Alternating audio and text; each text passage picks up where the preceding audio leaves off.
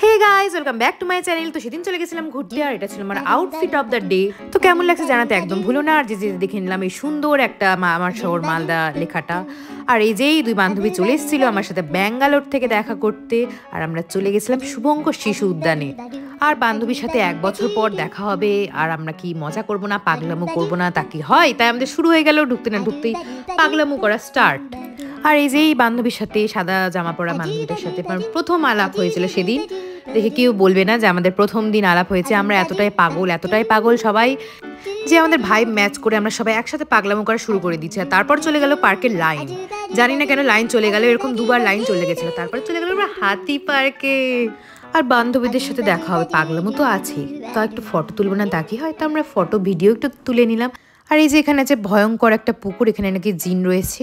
যাই হোক, আমরা চলে গেলাম মেন পার্টে খাওয়া দাওয়ায়। আমরা টাইফু খেয়ে নিলাম, তারপর দেখা হলো আমার জামাইবাবুর সাথে।